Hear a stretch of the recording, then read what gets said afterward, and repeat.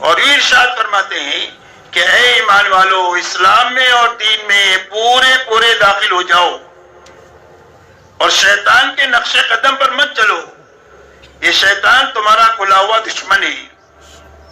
اس آیت کریمہ کے شان نزول کے بارے میں مفسرین نے یہ لکھا ہے کہ یہ آیت اتری ہے حضرت عبداللہ ابن سلام رضی اللہ تعالیٰ عنہ کے بارے میں، جو اسلام سے پہلے ایک آسمانی مذہب کے ماننے والے تھے، اور وہ اسلام سے پہلے سچا مذہب تھا۔ اسلام کے آنے کے بعد میں اللہ نے سارے مذاہب کو ختم فرما کر کے ایک ہی مذہب ساری انسانیت کے لیے طے فرمایا، اور قرآن میں اعلان فرمایا ان الدین عند اللہ الاسلام۔ فرمایا اب ساری انسانیت کے لیے زندگی گزارنے کا جو پاکیزہ طریقہ اللہ کے یہاں پسندیدہ ہے وہ صرف دین اسلام ہے۔ دوسری کا فرمایا وَمَن يَبْتَغِي غَيْرَ الْإِسْلَامِ دِينًا فَلَن يُقْبَلَ مِنْهُ وَهُوَ فِي الْآخِرَةِ مِنَ الْخَاسِرِينَ۔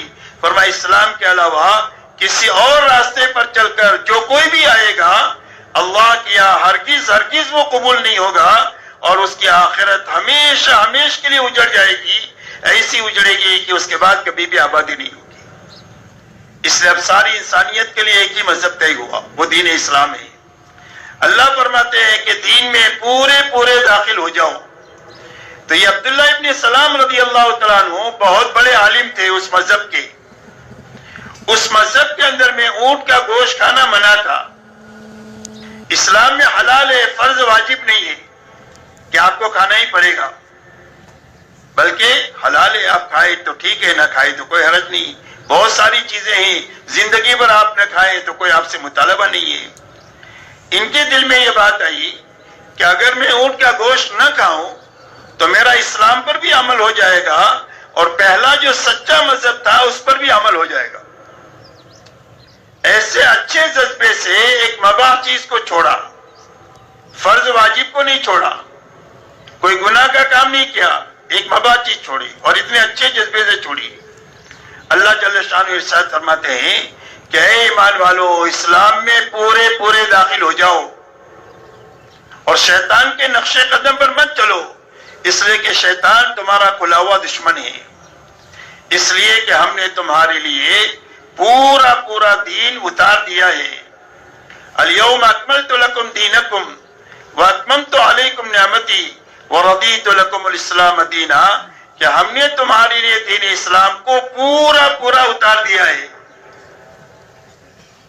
تمہیں جوتا پہننے کا طریقہ بھی بتا دیا ہے، شادی کرنے کا طریقہ بھی بتا دیا ہے، عبادت کرنے کا طریقہ بھی بتا دیا ہے، اور حکومت کرنے کا طریقہ بھی بتا دیا ہے۔ پیدائش سے لے کر موت تک جو آدمی حرکت اور سکون کرتا ہے اس میں اللہ کی طرف سے پوری پوری رہبری ہے کہ اس کام کو کیسے کرنا ہے اور کب کرنا ہے اور کیسے کرنا ہے۔ تو فرمایا ہم نے پورا پورا دین تمہارے لیے اتار دیا۔ وَأَتْمَمْتُ عَلَيْكُمْ نِعْمَتِي، اور دین اسلام کے ذریعے سے ہم نے پوری پوری نعمتیں تمہارے پر اتار دیا ہے۔ وَرَضِيتُ لَكُمُ الْإِسْلَامَ دِينًا، اور اسلام تم کو پسند کر کے دیا ہے۔ اب اسلام کے آنے کے بعد کسی اور مذہب کی طرف، کسی اور طور طریقوں کی طرف، کسی اور تہذیب اور تمدن کی طرف للچائی ہوئی نگاہوں سے دیکھنا اللہ اس کو برداشت نہیں کریں گے، اس لیے کہ جو جس قوم کے ساتھ مشابہت کرے گا قیامت کے دن اس کے ساتھ اٹھایا جائے گا۔ من تشبہ بقوم فہو منہم، جس قوم سے مشابہت اختیار کرے گا اس کے ساتھ اٹھایا جائے گا۔ اس لیے دل سے، قلب سے، قالب سے زندگی کے ہر حرکت و سکون میں دین کو اپنی زندگی کا مقصد بنا کر کے جینا، یہ دین کا تقاضا ہر ایمان والوں سے ہے۔ اس لیے میرے محترم بزرگوں دوستو، ہماری محنت کی بنیاد یہ ہے کہ ہماری زندگی میں پورا پورا دین اپنی حقیقت کے ساتھ آتا چلا جائے۔ اس لیے ہر وقت میں محنت کرنے والے ہر فرد کو یہ دیکھتے رہنے کی ضرورت ہے کہ میں نے سال بھر تبلیغ کیا، میں نے 5 سال تبلیغ کیا، میں نے 10 سال سے تبلیغ میں ہوں، اس کے راستے سے میری زندگی میں دین آ رہا ہے، بڑھ رہا ہے یا نہیں بڑھ رہا ہے۔ اگر دین آ رہا ہے تو محنت اپنے صحیح رخ پر تیزی کے ساتھ جا رہی ہے، دین میں حقیقت پیدا ہو رہی ہے تو دین صحیح رخ کے ساتھ محنت چل رہی ہے، اور اگر دین نہیں بڑھ رہا ہے اور دین میں حقیقت کی کمی آتی جا رہی ہے تو یہ اپنے بارے میں فکر مند ہونے کی ضرورت ہے، اس لیے کہ دین پورا ہوگا تو اس کا نفع پورا ہوگا، ورنہ جس لائن کی کمی زندگی میں ہوگی اس لائن کا وبال آدمی کی زندگی میں اس لائن سے آئے گا۔ ایک آدمی کی زندگی میں ایمان میں شرک ملا ہوا ہے تو امن نہیں ہوگا، خوف ہوگا۔ اچھی طرح سمجھے، اللہ تعالی ہم سب کو سمجھا دے، ہمیں اور پوری امت کو سمجھنے کی باتیں اللہ ہمارے لیے آسان فرما دے، اس لیے کہ جس لائن سے کوئی وبال دنیا میں آئے گا، زندگی میں آئے گا، انفرادی اجتماعی زندگی میں، وہ وبال اس کمزوری کو دور کرنے ہی سے دور ہوگا۔ ایک آدمی کے ایمان میں کھوٹ ہے تو تہجد پڑھنے سے وہ وبال جو آیا ہے ایمان کی کھوٹ کی وجہ سے وہ دور نہیں ہوگا، تہجد سے، نفلی روزوں سے دور نہیں ہوگا، ایمان کی کھوٹ دور کرنے سے وہ وبال دور ہوگا۔ ایک آدمی کی عبادت میں کمزوری ہے، علم کے ساتھ نہیں ہے، جہالت کے ساتھ ہے، اللہ کے دھیان کے ساتھ نہیں ہے، غفلت کے ساتھ ہے، اس کی وجہ سے کوئی وبال زندگی میں آیا ہی تو یہ وبال جہالت کو ختم کرنے کے نتیجے میں اور غفلت کو ختم کرنے کے نتیجے میں وبال ختم ہوگا، اس کے علاوہ ختم نہیں ہو سکتا۔ ایک آدمی کی زندگی میں معاشرت کے لائن کی کمزوری ہے، ماں باپ کو ناراض کر کے رکھا ہوا ہے، اس کی وجہ سے وبال ہے زندگی میں، تو وبال ماں باپ کو راضی کے بغیر دور نہیں ہوگا، یاد رکھیں۔ کتنا بھی تبلیغ کریں گے تو وبال دور نہیں ہوگا جب تک ماں باپ کو راضی نہیں کریں گے۔ حضور صلی اللہ علیہ وسلم کے زمانے میں ایک صحابی نوجوان کے انتقال کا وقت ہوا، ان کو کلمے کی تلقین کی جا رہی ہے، زبان سے کلمہ نہیں نکل رہا۔ حضور صلی اللہ علیہ وسلم کو اطلاع دی گئی، آپ تشریف لائے، تحقیق حال کیا تو پتا چلا کہ ان کی ماں کو ناراضگی ہے، اور ناراضگی کی وجہ کیا ہے؟ فرمایا زبان میں تھوڑی سی تیزی ہے، جو تیزی ماں کے دل کو دکھا رہی ہے، تو اس کا اثر ہی ہو رہا ہے کہ موت کے وقت میں زبان سے کلمہ نہیں نکل رہا ہے۔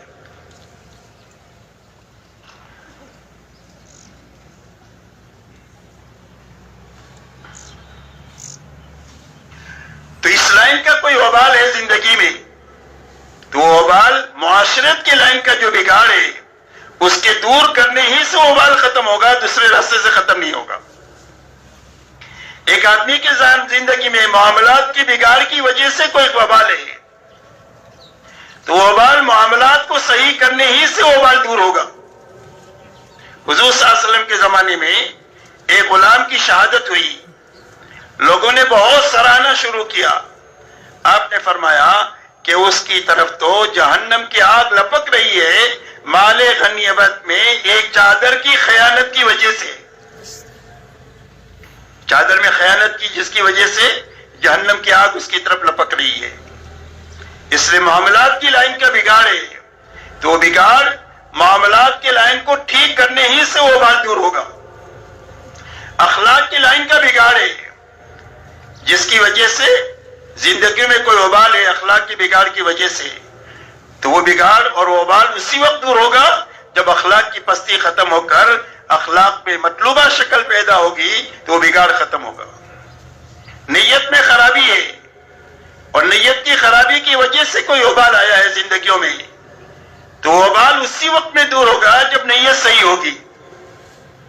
تہجد پڑھنے سے وبال ختم نہیں ہوگا، یاد رکھیں، نیت صحیح کرنے کی وجہ سے وبال ختم ہوگا۔ اس لیے میرے دوستو یہ مطالبہ ہے کہ دین کو زندگیوں میں پورا لایا جائے اور تبلیغ کی محنت میں ہر آدمی اس بات کو دیکھے کہ میری زندگی میں دین کتنا آ رہا ہے اور کیسا آ رہا ہے، اس لیے کہ آدمی کے خود اس کا دل بتائے گا کہ تو ترقی کے رخ پر ہے یا تنزلی کے رخ پر ہے۔ سب سے بڑا مفتی آدمی کا دل ہوتا ہے، سب سے بڑا مفتی آدمی کا دل۔ استفت قلبک، اپنے دل سے پوچھ تو دل بتا دے گا کہ تو ترقی کے رخ پر ہے یا تنزلی کے رخ پر ہے۔ اگر اس کا دل زندہ ہے تو اس کی رہبری کرے گا کہ بھی تیری زندگی میں یہ کمزوری ہے، اس کو دور کرنا چاہیے۔ اسی لیے فرمایا صاحب البیت ادری بما فیہ، گھر کے مالک کو پتا ہوتا ہے کہ گھر میں کیا ہے۔ ہر آدمی اپنی نگرانی خود کرے گا تو اس کی نگرانی خود ہو جائے گی، اور اپنی نگرانی خود نہیں کریں گے تو دوسرا کوئی ہماری نگرانی نہیں کر سکتا۔ ایک اللہ کا تعلق آدمی کو رذائل سے بچا سکتا ہے، اور ایک آدمی کی نگرانی آدمی کو سنبھال سکتی ہے۔ اس لیے میرے دوستو، اپنے آپ کو سنبھالتے ہوئے اس محنت میں چلانا ہے، اور ہر وقت میں دیکھنا ہے کہ میری زندگی کے ہر شعبے میں دین میں کمال آتا چلا جائے اور دین میں حقیقت پیدا ہوتی چلی جائے، اس لیے کہ اللہ کی تائید اور مدد کمال کے ساتھ میں اور حقیقت کے ساتھ ہوگی، ادھورے دین پر نہیں ہوگی اور کام کی شکل پر نہیں ہوگی، بلکہ کام کی حقیقت پر ہوگی اور عمل کی حقیقت پر ہوگی۔ اسی لیے مولانا الیاس صاحب رحمۃ اللہ علیہ فرمایا کرتے تھے کہ مجھے کام کرنے والوں پر اس بات کا خطرہ ہے کہ وہ کام نہ کر رہے ہوں اور اپنے بارے میں یہ گمان لے کر پھر رہے ہو کہ ہم تو بہت کام کر رہے ہیں۔ اور فرمایا میری نگاہ میں کام یہ ہے کہ جس آدمی کو اللہ نے اس محنت میں لگایا ہے، ہر وقت میں اس فکر، اس محنت اور دعا کے ساتھ میں جیے کہ میری زندگی میں یہ 6 صفات اپنی حقیقت کے ساتھ پیدا ہوتے چلے جائے تو یہ کام ہے۔ اگر پیدا ہو رہے ہیں تو کام ہے، اور پیدا نہیں ہو رہے ہیں تو کام کی شکل ہے، حقیقت سے کام بہت دور ہے۔ اس لیے اپنی زندگی میں 6 صفات کی زندگی میں آنا یہ کام ہے، اس لیے کہ پورا دین اپنی حقیقت کے ساتھ جو آئے گا وہ 6 صفات کے راستے سے آئے گا۔ یہ 6 صفات پورا دین نہیں ہے، لیکن کسی کی زندگی میں بھی پورا دین اپنی حقیقت کے ساتھ میں آ نہیں سکتا ہے 6 صفات کی رعایت کے بغیر۔ کسی آدمی کا کوئی عمل اللہ کے مقبول نہیں ہو سکتا ہے 6 صفات کی رعایت کے بغیر۔ امت اپنے تمام اختلافات کے باوجود، زبان کا اختلاف ہے، قومیت کا اختلاف ہے، وطنیت کا اختلاف ہے، رنگ و روپ کے اختلافات ہے، اور بہت سارے اختلافات ہیں، وہ سارے اختلافات ختم ہو کر کے امت ایک اور نیک نہیں بن سکتی ہے یہ 6 صفات کے بغیر۔ اس لیے میرے دوستو، ہمارے کام کی بنیاد یہ 6 صفات ہے کہ روزانہ سب سے پہلے ہمارا یقین بنے اللہ کی ذات پر، اللہ کی صفات پر۔ اللہ اپنی ذات میں بھی بڑھے، اللہ اپنی صفات میں بھی بڑھے، اللہ حفاظت کرنے والے بڑھے، اللہ پالنے والے بڑھے، اللہ مارنے والے بڑھے، اللہ زندگی دینے والے بڑھے، اللہ کی ہر صفت بڑی ہے اور اللہ محدود ہے۔ تو اللہ کی ذات اور صفات کا یقین، اور اللہ تعالیٰ نے محمد صلی اللہ علیہ وسلم کو اپنا پیغمبر بنا کر آپ کو بشارت اور علم اور انذار کا علم دے کر کے بھیجا ہے، یعنی وعدے اور وعید کا علم دے کر کے بھیجا ہے کہ کرنے کا یہ وعدہ ہے، سچ بولو گے تو نجات ملے گی، جھوٹ بولو گے تو ہلاک ہو جاؤ گے، زکات دو گے تو مال بڑھے گا، سود میں ہاتھ ڈالو گے تو مٹ جاؤ گے۔ یہ اللہ کی طرف سے وعدے ہیں اور وعید ہے۔ تو اللہ کی ذات اور صفات کا یقین آئے، اللہ کے وعدے اور وعید کا یقین آئے، یہ روز بڑھے، ہماری عبادت میں روز حقیقت پیدا ہو جائے، نماز ایسی اچھی بنے کہ جس نماز کے راستے سے ہماری 24 گھنٹے کی زندگی نکھر جائے۔ اللہ والے فرماتے ہیں کہ نماز کی مثال زندگی میں ایسی ہے جیسا کہ گھر میں روشن دان ہوتا ہے، گھر کا دھواں روشن دان سے باہر جائے گا، تازہ ہوا گھر میں جو آئے گی وہ روشن دان سے آئے گی۔ ایسا ہی رضائی زندگیوں سے جو نکلیں گے وہ نماز کے راستے سے نکلیں گے، اور خسائے زندگی میں جو آئیں گے وہ نماز کے راستے سے آئیں گے۔ اس لیے نماز کے بارے میں فرمایا ان الصلاۃ تنہی عن الفحشاء والمنکر، فرمایا نماز کی خاصیت یہ ہے کہ آدمی کو بے حیائی اور برائی کے کاموں سے روکتی رہتی ہے۔ کیسی نماز بنتی چلی جائے گی، زندگیوں میں رذائل نکلتے جائیں گے اور خسائل زندگی میں آتے چلے جائیں گے۔ حضرت عمر رضی اللہ تعالیٰ عنہ کے زمانے میں ایک نوجوان کی آنکھ لڑ گئی ایک دوشیزہ سے، خیر القرون کا زمانہ تھا، تو لڑکی نے نوجوان سے یوں کہا کہ آگے کی بات تو بعد میں کریں گے، پہلا کام یہ کرو کہ 40 دن امیر المومنین کے پیچھے تکبیر اولیٰ کے ساتھ نماز پڑھو۔ تو نوجوان نے 40 دن تکبیر اولیٰ کے ساتھ نماز پڑھنا شروع کیا. جب 40 دن پورے ہوئے تو اس کا اثر یہ ہوا کہ لڑکی کا دھیان ذہن میں سے نکل گیا, اللہ کی محبت دل میں پیدا ہو گئی. یہ نماز کا اثر ظاہر ہو گیا. نماز کے بارے میں فرمایا کہ نماز آدمی کو بے حیائی اور برائی کے سارے کاموں سے روکتی رہتی ہے. فرمایا زندگیوں میں نکھار جو آئے گا وہ نماز کے بنانے کے راستے سے آئے گا. تو روزانہ ہماری نماز میں ایک تو یقین پیدا ہو, روزانہ ہماری نماز میں شوق پیدا ہو اللہ کے سامنے کھڑے ہونے کا, ہماری نماز میں علم آئے مسائل کا اور سنتوں کا, ہماری نماز میں اللہ والا دھیان آئے, ہماری نماز میں اللہ کو راضی کرنے والی نیت آئے. یہ ہماری محنت کی بنیادیں ہیں. اس لیے میرے دوستو ہماری روز عبادت میں جان پیدا ہو, ہماری زندگی علم کی روشنی میں آئے. 24 گھنٹے میں ہم جو کام کر رہے ہیں اس کام میں یہ دیکھیں کہ اس کام کے کرنے کے لیے اللہ کا کیا حکم ہے اور اس کے کرنے کا نبی کا کیا طریقہ ہے. حکم بھی زندہ ہو جائے, طریقہ بھی زندہ ہو جائے. اس لیے علم کے معنی ہے تحقیق حال, کہ یہ کام ہے, اس کام کو کرنے کا اللہ نے کیا حکم دیا ہے اور اس کا کیا طریقہ بتایا ہے, اس کو معلوم کرنے کے نام علم ہے. اور اس کے کرنے کا نام عمل ہے, ذکر ہے. اس طریقے میں سے کر لیا تو ذکر ہو گیا. ایک آدمی راستہ چل رہا ہے اور آدمی نگاہ نیچے کر کے چل رہا ہے تو یہ ذاکر ہے. ایک آدمی کے ہاتھ میں تسبیح اور حرام دیکھ رہا ہے تو یہ غافل ہے. اس لیے ذکر کی حقیقت جو ہے وہ اطاعت ہے. ذکر کی حقیقت اطاعت ہے. کل مطیع ذاکر, ہر اطاعت کرنے والا آدمی اللہ کا ذاکر ہے.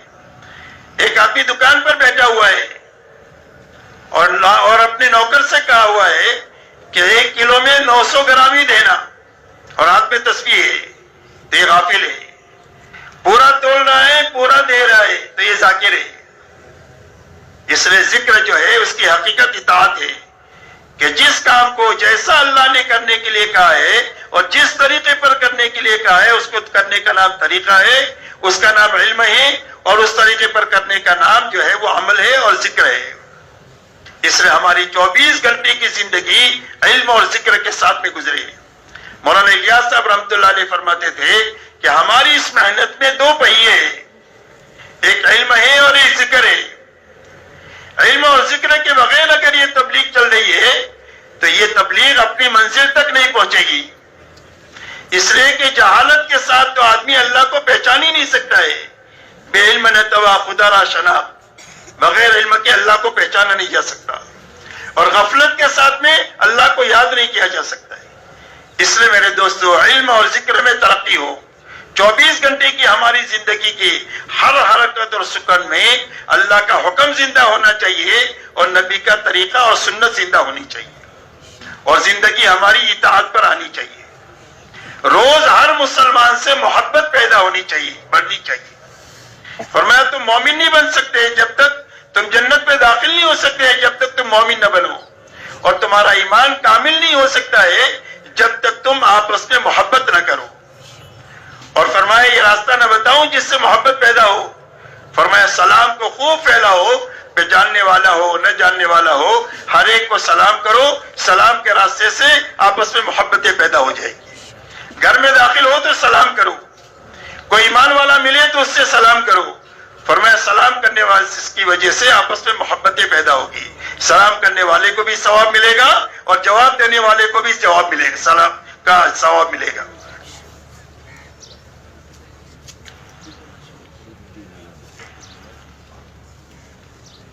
اس لیے ہر مسلمان سے محبت کرنا ہے. مسجد وار جماعت کے ساتھیوں سے محبت, حلقے کے ساتھیوں سے محبت, شہر کے کام کرنے والے ساتھیوں سے محبت, عالم کے ساتھیوں سے محبت. نفرت کی تو ہمارے کام میں کوئی گنجائش ہی نہیں ہے. مولانا الیاس صاحب رحمۃ اللہ علیہ فرماتے تھے, مولانا سعید خان صاحب رحمۃ اللہ علیہ فرماتے تھے کہ یہ مسجد وار جماعت کا کام اور دعوت کا کام تو محبتیں بانٹنے کا کام ہے. جب ہمارے اندر میں محبتیں ہوگی تو دنیا میں محبتیں پھیلے گی. اس لیے گنہگار سے گنہگار مسلمان سے محبت کرنا آ جائے. ایک آدمی شرابی ہے, کبابی ہے, گناہوں میں لت پت ہے, لیکن اس کے دل میں ایمان ہے. تو گناہوں سے نفرت کریں گے، ایمان والے سے محبت کریں گے. جیسے بیماری سے نفرت ہوتی ہے، بیمار سے محبت ہوتی ہے، ایسے گناہ سے نفرت، گنہگار سے محبت. تو ہر گنہگار سے، گنہگار محبت سے، ایمان والے سے محبت کرنا آ جائے. اس لیے کہ محبت کے راستے سے ہمارے ایمان میں کمال پیدا ہوگا. فرمایا لا یؤمن احدکم حتی یحب لاخیہ ما یحب لنفسہ.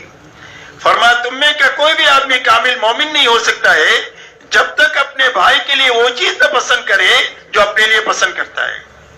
اور ایمان والوں کے بارے میں اللہ کا فیصلہ ہے انما المؤمنون اخوہ، سارے ایمان والے آپس میں بھائی بھائی ہیں. ایمان سے بڑا کوئی رشتہ نہیں ہے، ایمان سب سے بڑا رشتہ ہے. اسی لیے غزوہ بدر میں جب قیدی پکڑ کر کے آئے ہیں دوسری طرف کے، حضور صلی اللہ علیہ وسلم نے مشورہ کیا کہ ان قیدیوں کے ساتھ کیا کرنا چاہیے. تو حضرت صدیق اکبر رضی اللہ تعالیٰ عنہ نے رائے دیا کہ اللہ کے نبی ان سے فدیہ لے کر چھوڑ دینا چاہیے. حضرت عمر رضی اللہ تعالیٰ عنہ نے رائے دیا کہ اللہ کے نبی میری رائے ہے کہ ہر مسلمان کے ہاتھ میں اس کے کافر رشتہ دار کو دے دو.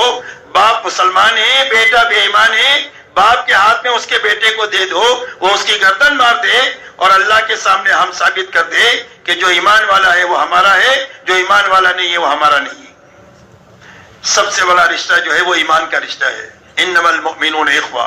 ہر ایمان والے سے محبت کرنا آ جائے، نفرتیں ختم ہو جائیں، دشمنیاں ختم ہو جائے، تیری میری ختم ہو جائے، ہر ایک کو نبھانا آ جائے، ہر ایک سے محبت کرنا آ جائے، ہر ایک کے کام میں آنا آ جائے.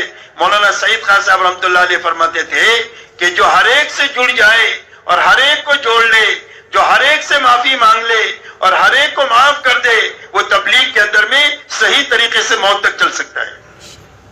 اس لیے کہ غلطی تو آدمی سے ہی ہوگی، تو غلطی ہو جائے تو معاف کرنے کا حکم ہے، غلطی ہو گئی تو معافی مانگنے کا حکم ہے کہ معافی مانگ لے. بڑے باپ کا آدمی نہ بنے کہ میں کیوں معافی مانگوں، بلکہ معافی مانگ لے اور جس سے غلطی ہوئی وہ معاف کر دے. جب آپس میں ہم ایک دوسرے کو معاف کر دیں گے تو اللہ بھی ہم کو معاف کر دیں گے. اسی کے ساتھ میرے دوستو روز ہمارے فکر بنے اپنے آخرت کے بنانے کا اور اللہ کو راضی کرنے کا. روز ہمارے اندر میں ترقی پیدا ہو کہ اللہ مجھ سے راضی کیسے ہو جائے، میری زندگی رضا کے ساتھ کیسی گزرے، یہ فکر ہم کو لاحق ہو جائے.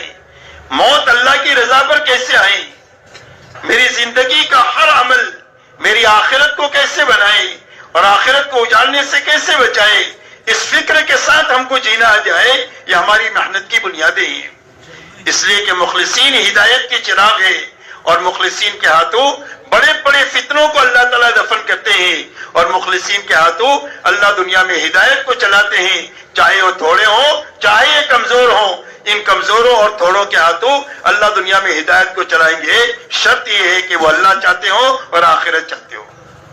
اسی کے ساتھ میرے دوستو اس محنت کے راستے سے جان مال کے دھوکے سے ہم نکلے، جان مال کے دھوکے سے نکلے. ہم کو یہ بات لگ گئی ہے کہ جان میری ہے، مال میرا ہے، میں جہاں چاہے وہاں لگاؤں، جب چاہے وہاں لگاؤں اور جتنا چاہے وہاں لگاؤں. اس دھوکے سے ہم نکلے کہ جان مال میری نہیں ہے، اللہ نے جنت کے بدلے میں خرید لیا ہے اور اللہ تعالیٰ نے میرے ہاتھ میں امانتاً دیا ہے اور اس کے لگانے کا ایک مصرف بتلایا ہے. مجھے اس مصرف پر اپنی جان مال کو لگانا ہے اور اتنی لگانا ہے جتنا میرے لگانے کا اللہ کی طرف سے حکم ہے. اس لیے کہ ہماری محنت کی جو شکل اللہ والوں نے ایمان والوں کی کمزوری کو سامنے رکھ کر کے دیا ہے، یہ محنت کی ابتدائی شکل ہے.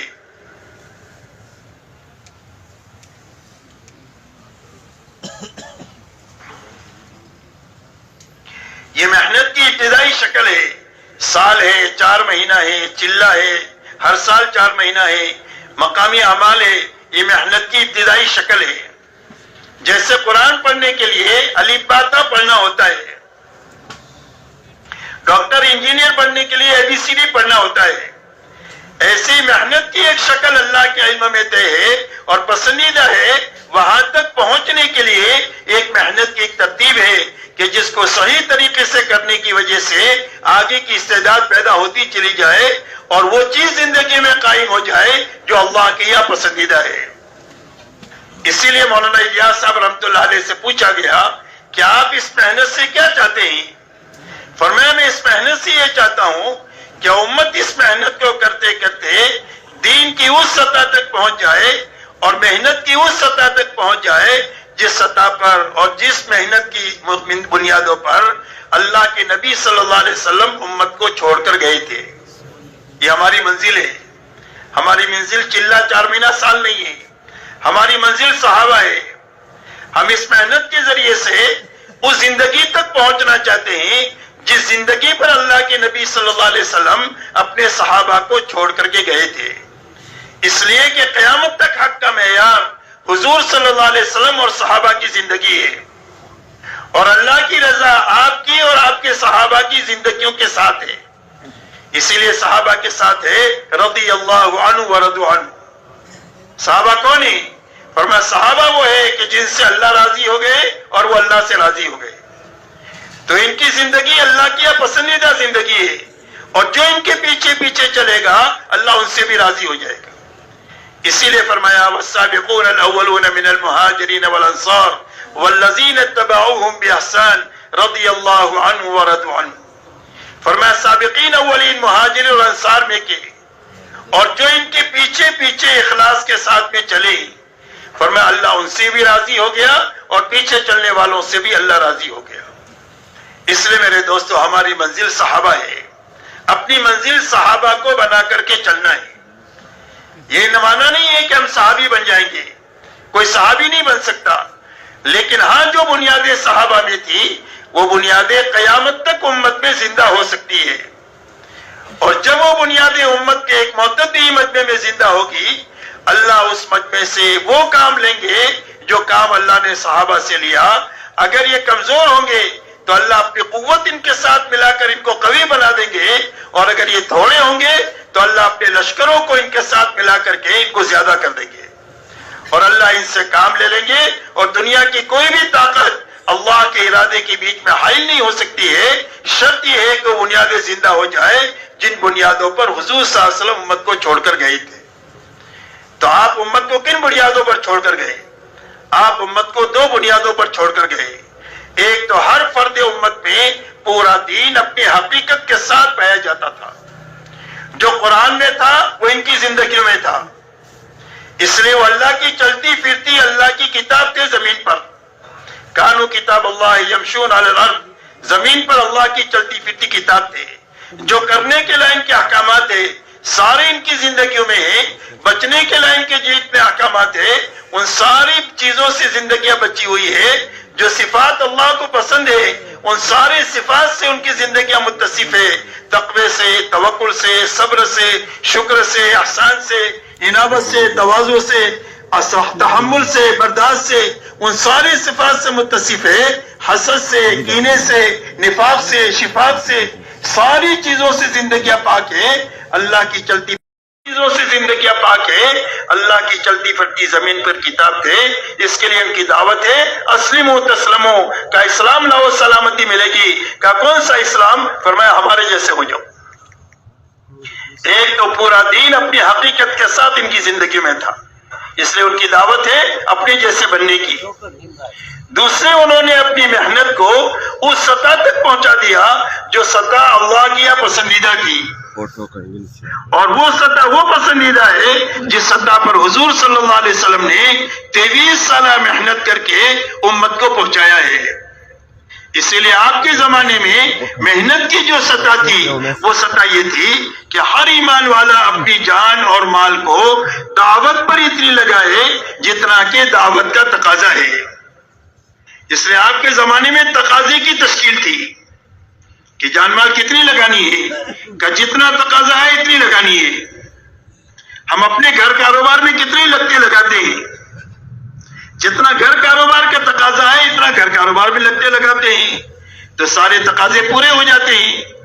تو ایسے حضور صلی اللہ علیہ وسلم کے زمانے میں محنت کی جو شکل تھی وہ یہ تھی کہ ہر ایمان والا اپنی جان اور مال کو ایمان کے سیکھنے پر اور ایمان کے پھیلانے پر اتنی لگائے جتنا کہ لگانے کا تقاضا ہے۔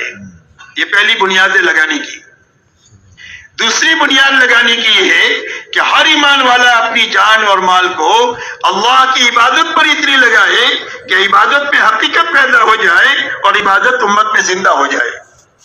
اس لیے کہ اللہ کے خزانوں سے لینے کا راستہ اللہ کی عبادت ہے. ایاک نعبد و ایاک نستعین. اللہ تیری ہی عبادت کریں گے تو جس سے مدد لیں گے. تو اللہ کی مدد کے لینے کا راستہ اللہ کی عبادت ہے. تو عبادت پر جان مال اتنی لگانا کہ عبادت میں حقیقت پیدا ہو جائے اور امت میں عبادت زندہ ہو جائے جتنا کہ عبادت کا تقاضا ہے. نمبر 3 لگانے کی جگہ اخلاق ہے کہ ہر ایمان والا اپنی جان مال اللہ کی مخلوق کو راحت پہنچانے پر اتنی لگائے جتنا کہ اخلاق کا تقاضا ہے. یہ تیسری لگانے کی جگہ ہے کہ اخلاق پر ہماری جان مال لگے. اس لیے حضور صلی اللہ علیہ وسلم کے زمانے میں اور صحابہ کے زمانے میں لگانے کا معیار وہ نہیں تھا جو ہمارے یہاں پر ہے. وہاں تقاضا جتنا تھا اتنا لگایا جاتا تھا. ایک مرتبہ حضرت حسن اور حسین اور عبداللہ ابن جعفر یہ تینوں حضرات سفر پر تھے. اونٹنی جس پر توشا تھا وہ گم ہو گئی. اب کھانا اس پر تھا. دیکھا بھوک لگی ہے تو انہوں نے دیکھا کہ کچھ کھانے کی جگہ ہے تو دیکھا ایک جھوپڑا ہے. جھوپڑے پر پہنچے تو ایک بڑی بھی تھی, بڑی عمر کی عورت. اس نے کہا اما جان ہم ہاشمی لوگ ہیں, آپ ہماری مہمانی کرے گی؟ کہا بیٹا یہ سامنے بکری کھڑی ہے, لے آؤ ذبح کر کے میں تمہارے لیے پکا دیتی ہوں, کھا لو. اس عورت کے پاس اس کے سوا کچھ بھی نہیں ہے بکری کے سوا. کہ ذبح کر کے دو میں تمہارے لیے پکا دیتی ہوں. پکایا, کھایا, چلے گئے گھر. شوہر آیا, کہا کیا ہوا بکری کا؟ کہا وہ مہمان آئے تھے ان کو کھلایا. اور انہوں نے کہا ہم ہاشمی لوگ ہیں, کبھی تم کو ضرورت پڑے تو مدینہ میں آ جانا. تو اس بڑی بی پر فاقہ آ گیا تو مدینہ منورہ چلی گئی. مدینہ منورہ میں جب پہنچی تو وہ کچھ شہر بازار میں کچھ کر رہی تھی کام. اتنے میں حسنین میں سے کسی نے ان کو پہچان لیا. یہ بڑی بھی تو وہ ہے کہ جنہوں نے ہماری مہمانی کیا تھا. کہ اما جان میرے ساتھ گھر چلو. گھر لے کر گئے. اپنے خادم سے کہا کہ اما جان کو 1000 دینار دو, 1000 بکری دو. 1000 دینار دو اور 1000 بکری دو. اور فرمایا بھائی کے پاس لے کر جاؤ. بھائی کے پاس لے کر گئے. کہ بھائی نے کیا دیا؟ کہ 1000 دینار دیا, 1000 بکری دیا. تو اپنے خادم سے کہا کہ امی کو 1000 دینار دو, 1000 بکری دو. اور فرمایا عبداللہ ابن جعفر کے پاس لے کر جاؤ. حضرت عبداللہ ابن جعفر رضی اللہ تعالیٰ عنہم کے پاس لے کر گئے تو انہوں نے کہا کہ کہاں سے آئی؟ کہا دونوں بھائیوں کے پاس سے آئی. کہا انہوں نے کیا دیا؟ کہا 1000 دینار دیا, 1000 بکری دیا. تو اپنے خادم سے کہا کہ اما جان کو 2000 دینار دو, 2000 بکری دو. اور یوں فرمایا کہ اگر یہ دونوں بھائیوں سے پہلے میرے پاس آ جاتی تو اس سے بھی زیادہ دیتا. یہ خرچ کرنے کا معیار تھا. تو اپنے اللہ کی مخلوق پر اپنی جان مال اتنی لگانا جتنا لگانے کا تقاضا ہے. حضور پاک صلی اللہ علیہ وسلم نے 23 سالہ پوری امت کو عملی طور پر جان مال لگانے کی ان بنیادوں پر ان کو کھڑا کیا ہے کہ دعوت پر جان مال لگے گی, عبادت پر جان مال لگے گی, اخلاق پر جان مال لگے گی. عملی طور پر بھی اس پر چلایا اور سمجھانے کا موقع آیا تو یہی بات سمجھائی. اسی لیے آپ سے پوچھا گیا ای العمل افضل. فرمایا عمل میں سب سے بہترین عمل کون سا ہے؟ فرمایا الصلاۃ, نماز. اور نماز کہہ کر آپ نے پورا دین مراد لیا. فرمایا ثم, فرمایا بر الوالدین, ماں باپ کے ساتھ حسن سلوک کرنا. یہ کہہ کر آپ نے اخلاقیات کو بیان کیا. آپ کے کلمات جامع ہوا کرتے تھے. فرمایا ثم الجہاد فی سبیل اللہ, اللہ کے کلمے کو پھیلانے کے لیے اپنے آپ کو مٹانا اور کھپانا. عبادت بیان کیا, دعوت بیان کیا اور اخلاق بیان کیا. آپ دنیا سے تشریف لے جا رہے ہیں, جاتے جاتے فرما رہے الصلاۃ الصلاۃ وما ملکت ایمانکم. نماز کو ضائع مت کریو, نماز کے بارے میں اللہ سے ڈرتے رہیو, یعنی اپنے دین کی حفاظت کریو, اپنے ماتحتوں کے حقوق کو ادا کریو. یہ اخلاقیات کو بیان کیا. وہ ماں باپ سب سے اوپر بیان کیا, وما ملکت ایمانکم سب سے نیچے طبقے کو بیان کیا. اور آخری بات فرمائی انفذو جیش اسامہ، انفذو جیش اسامہ کی جماعت کو روانہ کرو، اسامہ کی جماعت کو روانہ کرو، یہ کہتے ہوئے آپ اپنے رب سے ملے۔ اس لیے میرے دوستو، حضور صلی اللہ علیہ وسلم نے پوری امت کو محنت کی ان بنیادوں پر اٹھایا ہے۔ چوتھی لگانے کی جگہ اپنی اور اپنے گھر والوں کی ضرورتیں ہیں، اس لیے کہ اسلام میں ملنگ پنا نہیں ہے۔ ملنگ پنا یہ غلط لوگوں کا شیوا ہے، اور نفسانیت یہ بھی غلط لوگوں کا شیوا ہے کہ کچھ نہیں کریں گے، کسی مسجد کا کونا پکڑ لیں گے، گھر والوں کے لیے بوجھ بنیں گے۔ اسلام میں اس کی گنجائش نہیں ہے، اور نفسانیت کی اسلام میں گنجائش نہیں ہے۔